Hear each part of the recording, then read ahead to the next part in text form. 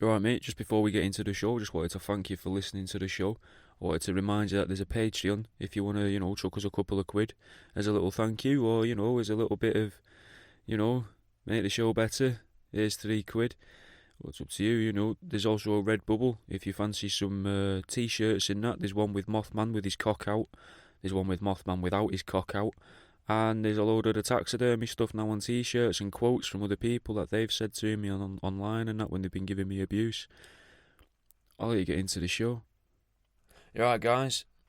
I'm the world around you, and this is Pause for Thought on Threshold FM. And we're kind of revisiting a topic that we covered quite a while ago in probably one of the first 6 or so episodes we did. Not properly going over it again because that'd be pointless, and it's not because there's been new discoveries, although there are constantly new discoveries in this field. Now, it is a difficult thing to look at and look into because stuff like this plays with my head a little bit. And whilst reading for this show, I actually had someone walk past my window and they said my name, only my first name, but it probably freaked me out. No, we're not talking about gang stalking. Obviously, this week, it's all about ghost animals, mate. Let's have a song, and then we'll get freaky with some feathery and furry friends from beyond the grave. This is Swarms, Bugsy Malone, and M24 with payslips. Most, if not all, of the research this week is going to come from a book that we've also used in the past in other episodes. The book's called Ghosts and Spirits by John and Ann Spencer. And it's a good book, there's not many pictures in it, which makes sense because it's got to be hard to photograph a ghost, ain't it, really? And I'm guessing we don't have the technology as of yet. I know that we did for a little while to take pictures of ghosts. I think it was a brand of Polaroid camera that was called the Spectre, or the Spectator or something, and or the film was called the Spectre Roll or the Spectre, something like that anyway, and it could apparently take pictures of ghosts. But so we're not going to focus on Polaroid cameras though, because that's a whole different thing there, like Polaroid versus Kodak. Did Polaroid actually want a 14-month year, but George Eastman from Kodak wanted a 13-month year. Which camera company is in the right? But still, completely irrelevant. So, with the ghost animals and that, I know you have probably heard of ghost dogs because they seem to be the most common one, and I'd heard of them when I was a kid, and that used to freak me out. My mum used to get me to watch TV shows about them. But there's actually this whole menagerie of creatures available in spectral form, exotic, domestic, and even ones that are yet to be discovered, mate, like the yellow monkey. Now, this yellow monkey, it's a ghost that haunted Drumlanrig Castle in the 1700s, and it mostly rested in a room that was actually called the Yellow Monkey Room. So that's a bit of nice, it's a nice bit of foreshadowing there, innit, from the owners of the house to call the room the Yellow Monkey Room. So did they beckon the Yellow Monkey ghost in by calling the room that? I'm not too sure because we couldn't find anything out about that when I had a look. I'm saying we, I mean me and you, the listener. I don't have a help record. I don't have any help with these. This is all my own research. But I couldn't find anything that said they called it the Yellow Monkey Room, which beckoned in the yellow monkey. So there's a good chance that the yellow monkey was already there and they named it after the yellow monkey ghost. Maybe. I'm not exactly sure. But what I do know is that there weren't many yellow monkeys in existence then, because there's not many yellow monkeys in existence now. Spider monkeys, they're kind of yellow. Gibbons are also kind of yellow, but I think a gibbon's more of an ape. And if there's anyone that's ever going to be pedantic, it's going to be ghost hunters. Now, there is a part of me that's wondering if yellow could also be amber, which today's language is seen as orange. So maybe it could have been an orangutan though, it seems a bit big to be running around a castle, a Scottish castle in the 1700s. Very hard to imagine an orangutan running around in there. I don't know what the travel through Asia was like at the time and how easy it would be to transport an orangutan. But maybe as we've aged as a species, as humans, there's a chance that over the past 400 or however many years, maybe our eyes have learned how to see more colours, or maybe, right, we've evolved the other way. So instead of seeing more colours, we now see less colours because our environments have become more and more sterile with less colours in, and now we see less and less colours, forever switching off those genetic codes inside us to see colours in order to open up a new part of the brain to be able to see more ghostly apparitions and ethereal entities in our future. And could that be why we've started seeing more and more different types of creatures rather than just ghost dogs, and that we now see other things? And like over the past 500 years, there's been more than 14 different types of ghost animals that I can find details of. I mean, you know, you've got loads of ghost dogs. There's loads of ghost dogs. Then you've got domesticated cats, cheetahs, tigers. I read about a cobra. Different types of birds. There's probably a lot more than 14. There was small birds, ravens, crows, a specific type of butterfly, horses, brown bears, frogs, ghost frogs, a ghost puma, and even an octopus that I read about. And the octopus, mate, that's a pretty good one, that. In a book called The Ghostbuster by Reverend J. Alwyn Roberts, he talks about his mate that's only known in my notes as WR, and how he once spent a night in bed with an octopus. Now, not in the traditional sense, though, because this octopus was some form of ghostly creature. We'll call him William for the sake of making it easier. It's easier than WR. It makes it a bit easier to follow, doesn't it? And not, you know. So, Billy was lying in bed one night, and he saw a creature that was blacker than the dark black hole of his fireplace, almost like it was illuminated just in this really dark light. A shadow, but light, if that makes any sense to anyone. That's from like almost a direct quote. But he didn't see it until he felt the octopus breathing and heard a pulsating noise being emitted in the room. So I imagine that's a with a sort of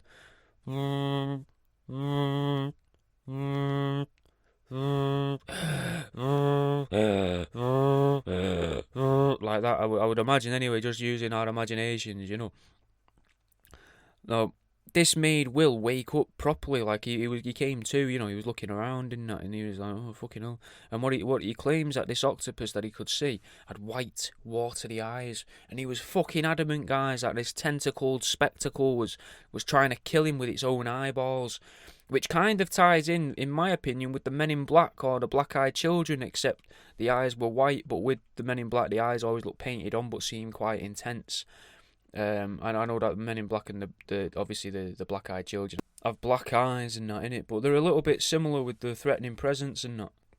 Almost like they could be the same thing, just in different forms, maybe at different ages or something. I don't know. Or maybe, you know, the Men in Black have pets, just have pet octopuses, you know, because they're weird creatures, innit? So why wouldn't he have even stranger pets? And maybe the pet octopus could make a Man in Black seem normal. You know, he's like, oh, you know, he's fucking like that fella with the emu. It seems completely normal for that fella to be walking an emu, but you wouldn't expect the Men in Black to have a ghost dog as a pet. You would expect them to have something weird, like a squid, maybe, you know, because I can imagine a squid could probably fly if we was allowed to allow it to. If we would take it out of the water and throw it around a bit, and we did that every day with a whole breed of one species of squid, surely they would sort of eventually evolve to be able to glide through the air. Anyway, Will claims that he was able to pray away this octopus from the house, and apparently was never troubled by it again, thanks to his prayers. So, you know, fucking signing a cross and thoughts and prayers and that, you know. Now, an octopus, if you think about an octopus, they can camouflage pretty well in it, and they're insanely smart. Vicious killers, possibly telepathic, can walk on land and might be able to fly, though there are no recordings of this ever happening, and they're believed to be one of the most evolved life forms on the planet. So let's imagine for a minute that dinosaurs were real, and that they did evolve into reptilian humanoids that live under the surface of Earth, you know, after causing their own demise during a nuclear war with the Martians. And could that mean that the octopus could be above the reptilians, the Dracos, in the intergalactic hierarchy? We're always taught that these big corporations are all working together or all owned by the same guys. Well, what if that's sort of an allegory? The saying, fingers in many pies. could be the biggest hint that we have towards this. It would be a lot easier for an octopus creature to have its tentacles in many pies, because those tentacles are mostly able to act independently of each other, all whilst being connected to the head. That's still in charge of each and every tentacle attached. But who's in charge of the octopus, guys? We may never know.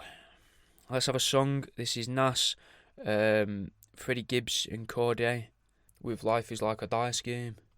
Now, I know I can speak for many of us in it when I say that most of us have never seen an octopus in the bedroom. And I know there's bound to be one or two of you that aren't fully convinced in the existence of these spectral pets anyway, so I thought I'd introduce a place to you called Borley Rectory. Obviously I'm not going to do a place, right, that accordingly to at least 3 authors that I'm aware of is the most haunted place in the whole of the UK, right? Or at least the most scrutinised area in the UK by paranormal investigators. And it's a better jumping off point for the topic really than ghost octopuses, octopies, maybe. I don't know what the plural is, but it's better anyway. It's a better place to start. So because we can all imagine a house, right? And inside that house, we can imagine there being a dog, and we can imagine there being people, right? So it's not too difficult to imagine those people would leave their dog to roam the house whilst they're sleeping or out in the garden tending to the bushes. So the next logical step is that the owners of these dogs that died generations ago have left their dog to roam not just the hallways, but the entirety of space and time and all. It's also easy to imagine the sort of noise a dog would make as it steps. It's like a little plotting noise, plodding along, or maybe the claws scratching against the laminate flooring or the tiles, and you've got to imagine what it would be like to hear that sound whilst you're not trying to imagine that sound. Okay, so let the intrusive canine creep into your life. Lead it in. Harness the power of imagination. Let it bowl you over. Pause for a moment and appreciate the large footsteps of a dog walking behind you. And that's just one of the paranormal phenomena that happened at Borley Rectory. But the dogs seem to be everywhere though, mate, and they go back as far as at least the 1500s. Now, they do tend to be an omen, which is usually a sign that something bad's about to happen. In this case, almost imminent death. It's weird though, because although these dogs are seen to this day, like still by people, like someone probably saw one yesterday, but they might not have had a chance to tell someone that they saw it because they died. Someone might not have been in the room with them. So when your nan or whatever's dying alone in a living room, and she's seeing these dogs and she's got no one to tell, she could have been telling you about it. Do you know what I mean? Or your granddad or whoever's close to you that's died, that might elicit an emotional response that'll make you think, I'm going to listen to the rest of this because I want to see where he's going. Now, it could be, right, that these dogs could still be seen by those people. Or is there a more modern day hallucination now that precedes death? Dogs have now become so ubiquitous in the Western world that these possibly demonic entities have began to change form, let's say, and instead of taking a visual, ethereal form, they keep with the phantasmic side of things, but less phantom and more phantasmia, olfactory hallucinations, like the smell of toast. Scientists try to make you believe that this is called a quote-unquote stroke, but I put it to you that the whiff of burning hovis when there is no hovis to be burnt could be a sign that the ghost dogs have learnt how to adapt. There's a part of me that thinks that all these creatures are all the same creature, just using our inbuilt perception filters to be seen or to not be seen, and maybe those inbuilt perception filters aren't actually inbuilt. Maybe that's down to what the greys have made in order to manipulate our minds and hypnotise us, kind of thing. Maybe they're using that, and maybe the greys could be the dogs, but I'm not overly sure. But for example, though, to try and show you these perception filters and how they work, I heard that more modern Bigfoot sightings are now linked to seeing moths before and after the sighting of the Bigfoot. or the hearing of the Bigfoot, you might see a moth around. But what if that Bigfoot is the moth, just being less intrusive, or maybe a little bit more sneaky, maybe even playful, a little playful Bigfoot? Think about when you're alone, right? You see more moths when you're alone than you do when you're with other people. How often do you really see a moth when you're with company? And how can you prove that your mates can see the moth that you're looking at? Realistically, there's no way to prove that. Now, if we all see a different rainbow and different colours in the rainbow, how can we be sure that every moth that we see are even fucking real moths, mate? It would explain why moths are attracted to bright lights and all, because a lot of Bigfoot sightings are seen alongside lights in the sky, or they accompany the landing of well-illuminated spacecraft. So maybe there are a possible larval state, a larval form of Bigfoot or ethereal creature, or maybe even a higher level of creature than the elusive Bigfoot. A creature that can truly interact with the world, chewing on clothes, destroying curtains, and scaring one of my actual childhood friends to tears. So, if these ethereal entities could be moths, then how do we know that these ghost dogs aren't also the big cats that are sometimes spotted on the moors and in parks in the UK? Now, some people might try and tell you that it's only ne'er-do-wells that see big cats, like fucking doggers, drug dealers, stalkers and the like, and the only reason that they see the big cat is so that people don't ask why they're hanging around in a heathland in the middle of the night, But these big cats might be so hard to find because they're the same creature, mate, as a Bigfoot. Just seen through the lonely eyes of a woman that's waited 3 hours in a car park to have a train of 15 different men run through her. I'd bet, that lady there's into cats because she must be lonely.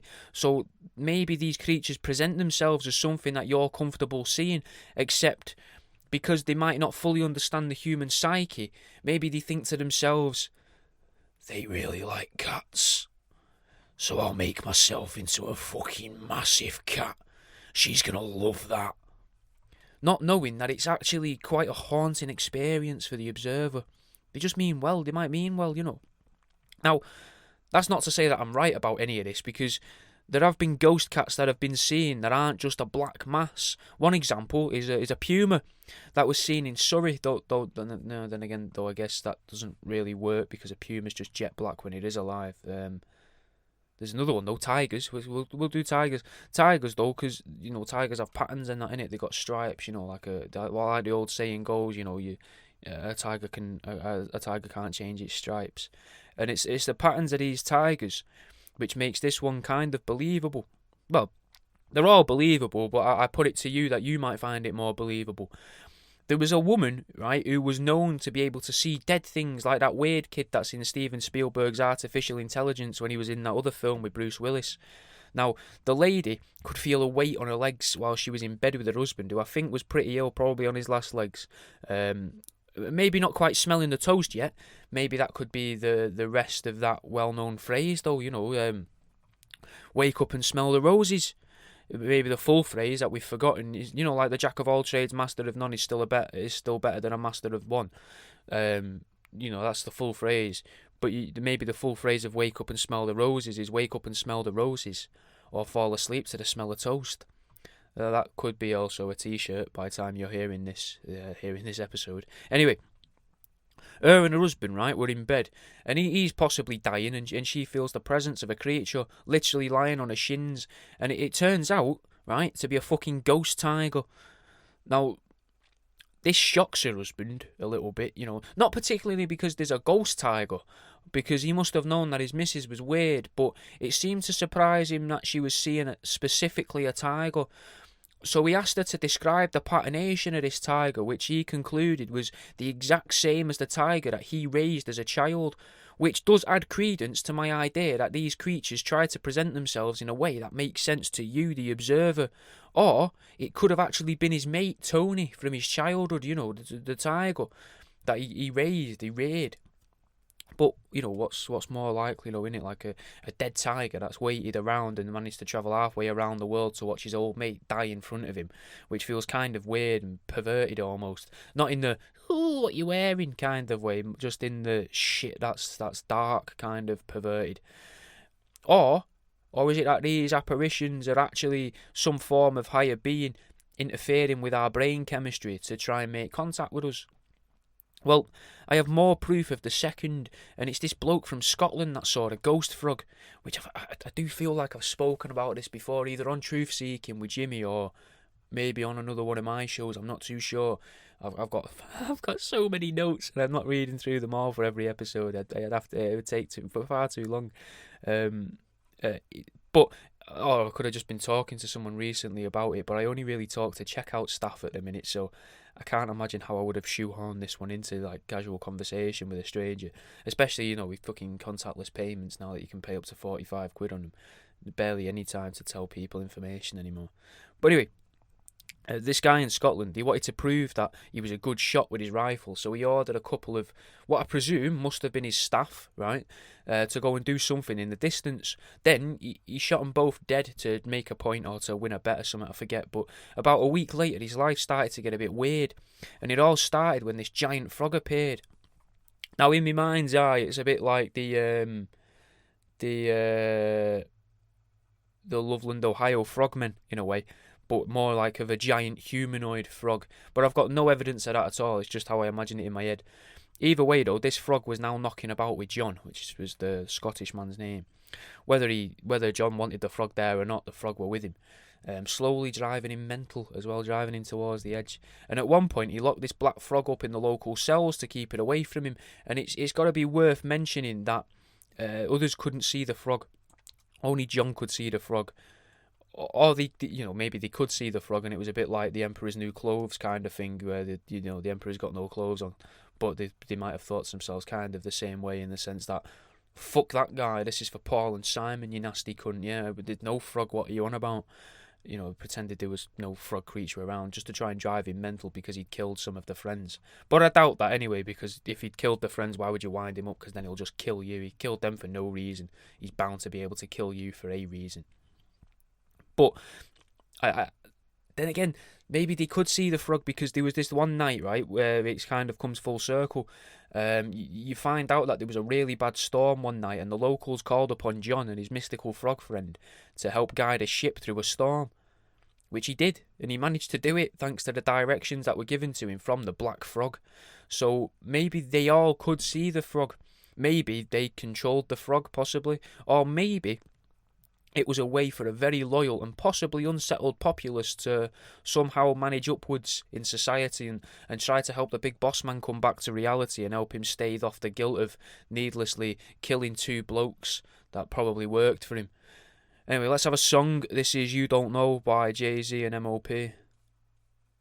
If you're enjoying the show, mate, go to my website, www.worldaroundyou.com, and try the books, mate. Try the books, you might enjoy them. There's How to Date an Antique Table, A Lover's Guide, which is a book about how to date an antique table from a lover's perspective. It's got chat-up lines, pick-up lines, fucking dating tips, where to find a nice antique table to bring home, for your mum. Then I've got Uneducated Guesses, which is the first book I ever wrote, which is a load of big words I don't know the meaning to. I just broke them down and tried to work it out and illustrated it. And then we've got the newest book, More You Know, which is a book of fake facts, mate, all illustrated. I think if you've enjoyed this, if you've laughed at any point during this, you'll probably enjoy them. They're about £2.50 on the website, and sometimes they're reduced. There is something else, though, not just guilt and some form of underlying mental health condition that ties all of these events together. And we did touch on it there with the Black Frog of Scotland ever so slightly, and that's fucking lightning storms, mate. More specifically, though, ball lightning, which is something that we discussed in the last episode about ghosts, if you remember that ball of fuzzy light coming down the chimney and scaring the kids. But I know a tiny bit more about it now. And it's not just ball lightning, but also balls of fire as well. One example of this is a wagon driver. I can't remember where it was right now, but he ran a ghost dog over, and upon impact with the ghost dog, the dog exploded, right? Fucking destroying the wagon, sending it fucking flying, and the dog with it. No remains, which isn't surprising. There is remains of the wagon, but not of the ghost dog, because you're talking about ghost dogs, that they might not actually be there as what we think they're there. And it's not like they're going to piss up the side of the wheel or anything, before they run away. But there is actually a story of a ghost dog that did leave something behind, and it kind of relates to the idea of the big cats as well on British moorlands, because it's in a place called Dartmoor, which is a place known for its ponies that roam free, and it's which a lot of people probably think are the big cats. There's just a pony from a distance, possibly, or maybe a deformed horse. Maybe they're not ponies, maybe they're deformed horses, and in a distance, in the dark, they could look like a giant cat, like a tiger, prowling along the floor. But I really doubt it. It seems a bit far-fetched. But anyway, this farmer on Dartmoor, he tried to stroke a ghost dog. But this seems to do something to the ghost dog, and it spewed up vaporised sulphur before it ran off into the distance and exploded, leaving nothing else in this plane of existence except a possibly confused farmer with what could only be described as foul-smelling hands. But I would imagine that this says less about ghost dogs and more about the farmer's wife's personal hygiene. If the farmer was able to try and pet the dog and the smell of his hands made the ghost dog throw up, Now, from what I can tell, it seems the old smell my fingers trick seems to prolong your life as well, because this farmer, from what I can find, didn't die. Now, usually these ghost dogs are seen on beds of the people that are dying, and less so on the hills of the southwest heathlands. Now, there's another ghost dog as well that's kind of similar, that left the smell of brimstone in the air and left fire where it had travelled. Now, to me, the smell of sulphur means brimstone, so a direct link there. Fire and brimstone, they're often associated with the Christian hell, so maybe take it with a pinch of salt. Maybe it's not true if they're trying to link it to hell, because there's no evidence of hell, is there? No evidence of heaven, but we have evidence here of ghost dogs and that, because we've got people that have seen them. We haven't got anyone that's seen heaven or hell. But there are also things that are directly associated, the brimstone, the fire, the sulphur, right? All of that is directly associated with dragons within Western European folklore. So could the dragons have also been an iteration of whatever Bigfoot, Greys, reptilians, fucking tall whites, Nessie, fucking chupacabras, all of these things, the fairies and that, and what about fairies? If you've been listening to all these shows and you've been possibly taking your own notes throughout these shows, then you might be able to flick back about 8 or 9 pages in your notes and see that there's a good chance that the aliens that we recognise today are the same things as the changelings and the fae of the past, just in a new disguise. Like how on games, you can play the same character, the same person, but you can look like a totally new person or creature. Maybe you can put in a cheat code that turns you into like a fucking shark, but you're still the person. And in the cutscenes, you just see a shark, but they still talk like the character, and it doesn't affect your playthrough of the game at all. Maybe that's the way these creatures look, maybe it's completely irrelevant how they look, and what matters is that they exist, and it doesn't matter if they look like shadows or your childhood friend or the ghost dog, well the ghost of a dog you never knew. They're there, they're there. Not like they're there, like calm down, like they are there, like knocking about. And if you live in Suffolk, though, right, if you live in Suffolk, they're not just knocking about, mate, they're fucking knocking you over and all. According to my readings, a lot of these ghost dog sightings in Suffolk result in the observer actually getting broken ankles. Now, they're not all black dogs, though. Some of the dogs that have been seen seem to resemble dogs that the people have had in the past. So that could be more of a sort of time stamp or a recorded haunting, if you like. But one that definitely isn't a sighting, and hearing of a shaggy coated dog. I don't know how to word this. I've worded that terribly.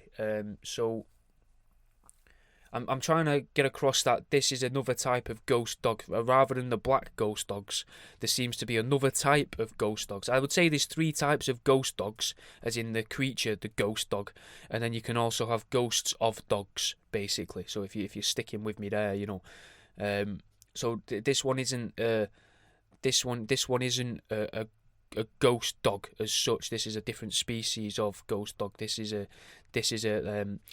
shaggy coated dog, a lot like the Dulux dog, and every step it would make would make a splashing sound. So did Dulux, the paint company, did they know this? Basically, that's my point here that I'm trying to get to. Well, guys, I did a little bit of investigating, right? And it turns out that Dulux started in a place called Stowmarket, which, as luck would have it, is in Suffolk, which is incredible, really, because I didn't know that before I looked this up. But there are a lot of ghost dog sightings in the area. Now, unfortunately, though, this shaggy variety that I was about to discuss was actually seen in Burnley, which is fucking miles away. It's nowhere near Suffolk. But it's still interesting, though, that these things all kind of connect with each other. Do you know what I mean? Now, Dulux is one of the biggest paint brands that I can think of. So what if by using the dog imagery, they were actually producing what we see as paint? And to us, it's just paint. We paint our houses with it, but in reality, the chemicals in the paint react with the sulfur that these creatures emit, and it protects the buyer of the painting. That would explain why there are so many different colours of paint available, mate. They needed to make this product as desirable as possible to everybody in the country in order to protect as many people as possible. But I've got very little to almost no evidence of this. It's pure conjecture. So we'll get back to what we know. And sticking with Suffolk, in 1577, on a stormy Sunday morning, the 4th of March, actually, to be exact, a load of people were hiding in a church to weather out the storm. And then this ghost dog appeared, mate, and bolted down the aisle of the church, fucking pew, pew, pew. It struck 3 of them, right? At least killing 2 of them outright and turning the third from a fucking human being into a fucking human raisin, mate. Now, we know when it happened because it also destroyed the clock in the church, whilst also scratching up the doorways, metalwork, around the doorway, like the door handles and the stonework around the door frame, almost like a dog that really wanted to escape the consecrated grounds of the church. Now, I'll be dead honest, I don't quite know what consecration is, but I do think it's weird that there's a lot of these ghostly happenings at big fancy buildings and churches. And I was wondering to myself, and I'll share it with you guys, because why not? You're probably the only people in my life that'll listen to me about this. Is it because these buildings are built by rich people who know how to read and write? Not in the way that they can read and write so they document these happenings, but because they could have read older texts to learn that these locations have special powers or access to portals that reach into another universe or plane of existence. Let's have a song. This is Momentum by Russ, Black Thought and Benny the Butcher off of the album, Russ's album Chomp. Now, to say that these people are intelligent in these big houses is an understatement, innit? One of the ghosts I read about is of a horse in a house, but upstairs. And the story goes that the horse died because its rider decided he wanted to see if he could make this horse run up a staircase. Now, unfortunately, apparently the horse fell over on the staircase with the rider on top. They fell through the banister and they both fucked it basically when they hit the floor. Now, I'd guess the horse probably got seriously injured and couldn't get back up, and the idiot got crushed by a horse. But I can't be sure exactly how they died, but I would have thought the impact of a horse falling on top of you as you fall off a staircase would probably be enough to at least kill the person. But there was a soldier that said after staying in that house with a bunch of other soldiers, there was evidence of the stairway being damaged by something heavy. They also said that they could hear horses approaching the house, and then when they'd open the front doors to have a look at what, if there was a horse out there, because they had to be careful because there were soldiers, they could hear the horse approach the house, even though there was no horse. They would hear the change in is it cadence? The noise as the hoof hits the ground. I think that's the word for that. Not crescendo, because that's when the sound builds. I want to say cadence of the hoof, but I'm not sure. Anyway, they'd hear the sound change as the hoof would hit the floor into the house, and they would hear, instead of hearing like a ksh, ksh, ksh on the gravel, they'd hear a on the, but slower, because it's not galloping through the house, it's just trotting, I think. It's a slow horse walk. I know very little about horses. Anyway, they'd hear the noise change and they'd hear it step past them, through them, and then they'd hear it go up the stairs, and then they'd hear it walk around on the landing through the night. So there must be some truth to it somewhere, because there's a fair few people there in one spot all experiencing the same thing. Now, horses are pretty big, innit, but an elephant's a lot bigger. You can't dispute that, because, that's a fact. Horses aren't as big as elephants. and they don't get much bigger than Topsy. Now, Topsy was a baby elephant, so they don't. Jumbo was a massive elephant, but I think Jumbo got killed as well. But I'm pretty sure this was about Topsy. I've just wrote down elephant ghost, and I kind of know this one off the top of my head. I think it was Topsy the elephant, right?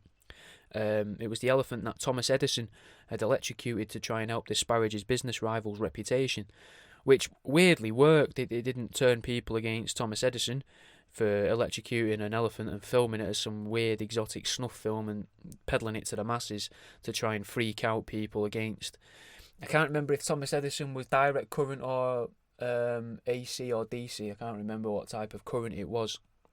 But either way, he wanted to stop the other type of electricity because he'd already heavily invested, supposedly, in these businesses that would be able to push electricity around and he would make more money. I think it had something to do with copper as well. Anyway, I mean, one of these people killed an elephant with the opposite electricity method that he was selling, and everyone in America now has the psychopath's version of electricity rather than the only apparently dangerous electricity. But I'm no spark in it, and I'm not a scientist, and I wouldn't want to be either. These fucking dirty bastards. But I would argue that 6,600 volts of AC or DC, of any type of electricity, would fucking do some damage to a baby elephant. Might not always kill it, but it probably would.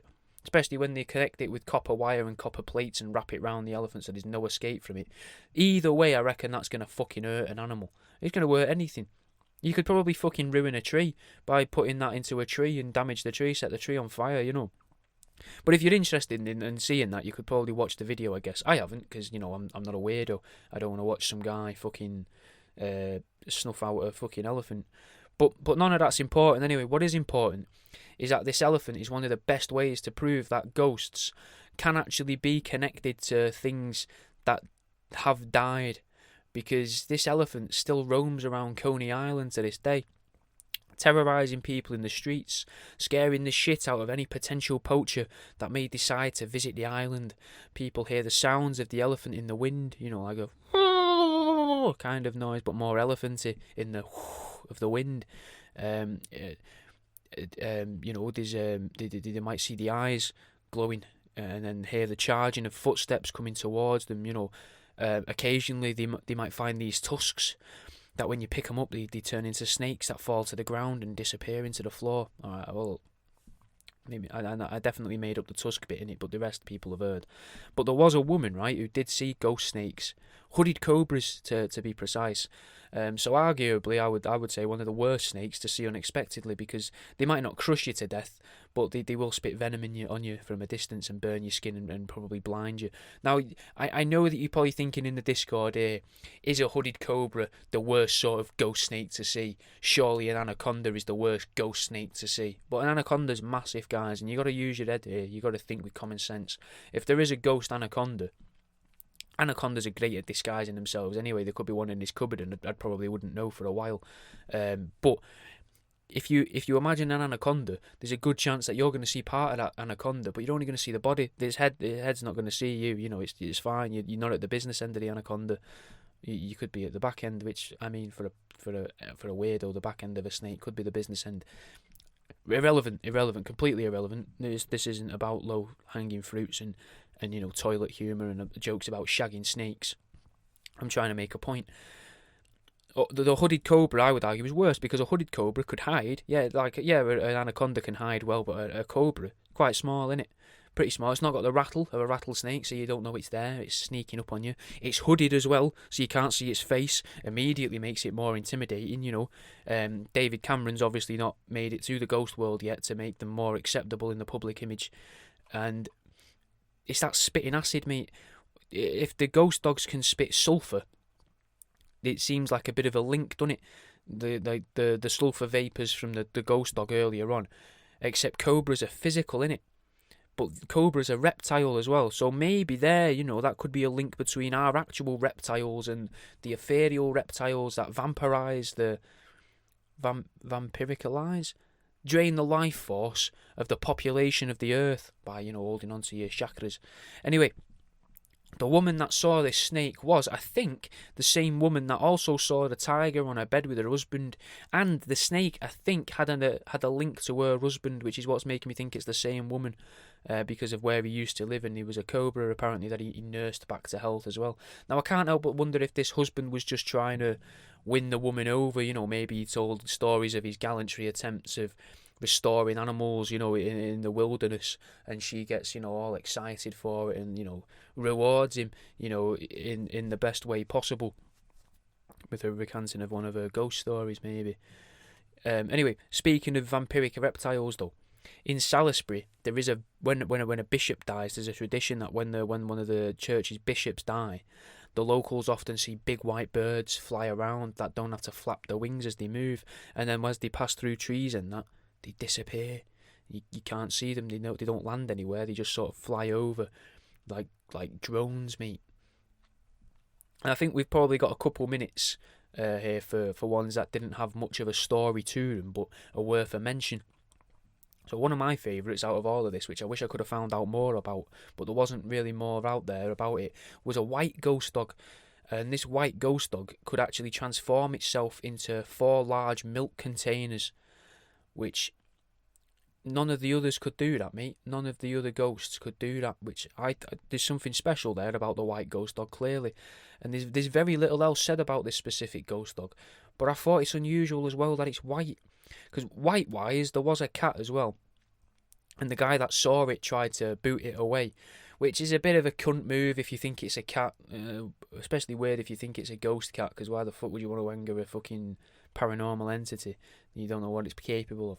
But his foot went straight through the body of the cat, which seemed to confuse the ghost cat, by all accounts, and the cat grew bigger, slightly bigger, large, let's say half the size of a cat again, so still not intimidating, not scary, but it started to hop around like it was a rabbit, and now this freaked the bloke out a little bit. He admits this, but the bloke had no time for fucking around, so he kicked it again.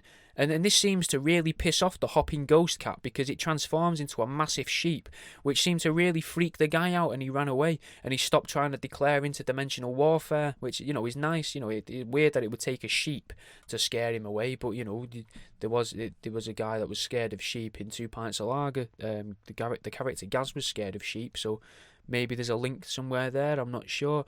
Now, I don't believe he actually tried to kick it. I think this is just a fella trying to be like, oh yeah, I gave it the big un, mate. I booted that ghost, And especially doing it twice, because I would think to myself, if I did try to kick a cat and the foot went through the cat and it turned out that cat wasn't real and it was a ghost or a figment of my imagination, I'd probably try to touch it with my hand before I try and boot it again, just in case it is real. And you think, oh, I don't want to anger it, I don't want it to think I'm attacking it, because fucking imagine what this could do to me. My foot could pass through it, so it could just pass through my rib cage and grab my heart and fucking choke my heart out with its little paddy cat paws, I definitely wouldn't kick it fucking twice anyway. But interestingly, right, he says that during this experience, all the hairs on his body started standing on end, which again ties in these ethereal ghost creatures, ghost dogs, ghost cats, ghost tigers, etc., the yellow monkey, ties them all in with electricity again.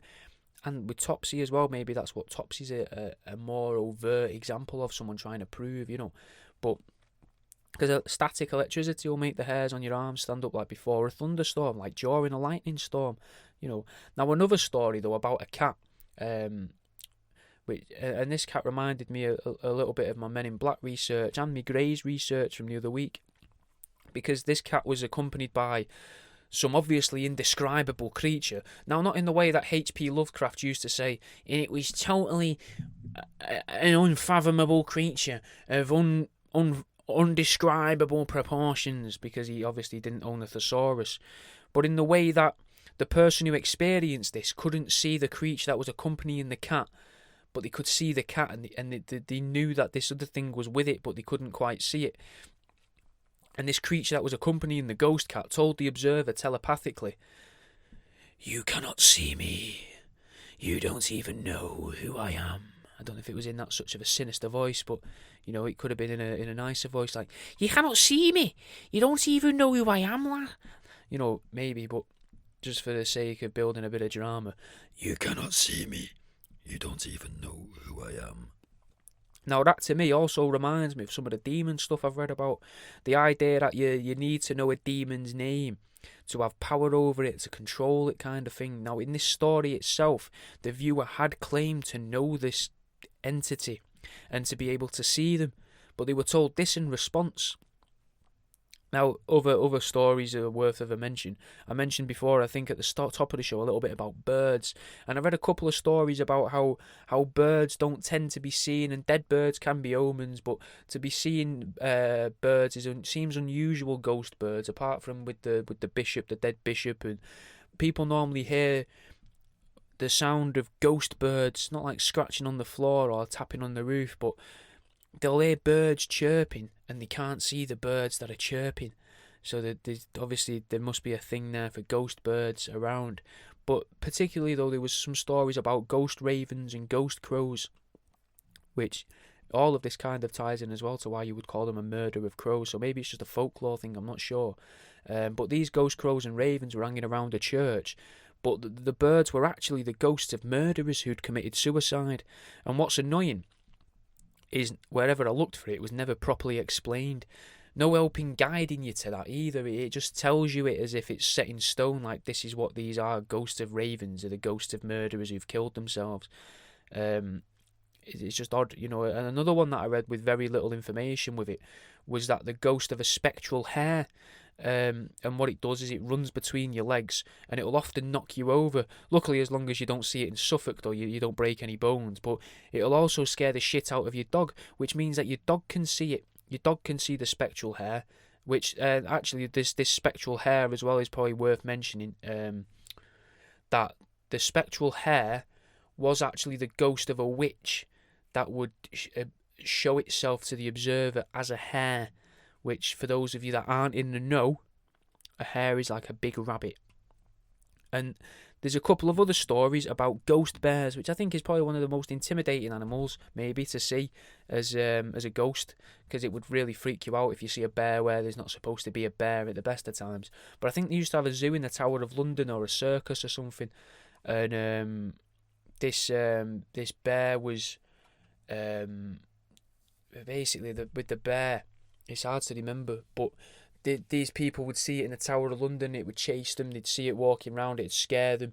There was this other one where I think it was with the bear, where you had to, when you'd see it, this woman got told by a circus performer, if the bear comes to you, the ghost bear, just blow in its face, mate. Professionally trained bears don't like it when you blow in the face. So there's a little tip to you that might work, might not work. If you do witness a ghost bear, blow in its face. Don't do it with a real bear. Follow the things that professionals say. But from a professional person talking about ghosts, which I'm quoting, I'm not the professional, I'm quoting the possible professional, blow in a ghost bear's face and it'll just walk away and leave you alone. Now, there was also a ghost cheetah, which, if you remember the woman with the dead tiger, the cheetah was actually the first ghost that the Carol Baskins of the spirit medium world ever saw. Because I'm guessing she probably killed her husband, this woman, as some form of experiment to see if she could converse with a dead husband rather than just with dead animals, like a Dr. Dolittle, a Dr. Death kind of Dolittle. I wish there was something there. I wish I'd already thought of something to make a joke about Dr. Dolittle, but I haven't got anything. She just spoke to fucking dead animals. Which we've all done. I speak through dead animals in a way, according to artists, and I also have that puppet of a fox's head, which I literally speak through sometimes, when the day is getting a little bit difficult for me. But anyway, it's weird that all of this woman's dead animal sightings seem to revolve around animals that seem African. But I mean, there's every chance that all of these stories are set in Africa. I'm not overly sure. I don't remember where they were. I don't think they were set in Africa, because a lot of the stuff in the book seems to be about the UK. So it seems odd that you would then throw in this story from Africa and repeatedly go for the same woman from Africa. Seems odd. But there's every chance that, they could be, or maybe they just kept making reference to her husband, because they did talk about her husband used to live in Africa, I think it was. So maybe that's where he encountered all these animals. Maybe he didn't just live in a weird zoo or something. But not much information though about the woman herself either, which is annoying, because, she's the one that can see the ghost animals. I want to learn about her. I don't want to learn about her fucking husband that's lying in bed sniffing toast. I want to hear about the woman that can speak to fucking, You know, a ghost cheater get messages from fucking cats and that, you know. Anyway, let's have a song. This is Day Ones by Fat Joe Dre and Big Bank DTA. And lastly, before I leave you, we've got the story of the anaesthetised cat, which is just a knocked out cat, basically. That's what that means. I might be saying it wrong. A cat that's had some form of injection to knock it out. Now, the lady of the house boxes up a poorly cat and takes it to the vets, whilst her husband's entertaining some guests at their house. So let's imagine these guests are women. You know, it adds a little bit of drama for any of the female listeners. So this guy is possibly cheating on his wife while she's fretting about that Mittens is going to die today. And all of a sudden, back at home, the fella's talking about the cat, interacting with the cat, and, you know, pointing at the cat. And it's quite possibly here where he fucks up both relationships, because it turns out there was actually no cat there to be pointed at, and that his guest couldn't see this cat. And the cat died at the vets, and it's believed that the cat managed to astrally project to its home to spend its last moments at home with what I presume was its favourite owner. Obviously the one who didn't take it to the vets to die. And I feel like in that there's a lesson in there somewhere. Right, keep the app on for a bit of Gary until HDR, and Jim will mix it. If you want to learn more stuff, you know, I'll be back on tomorrow night at 7 PM with Jimmy Budd for Truth Seeking.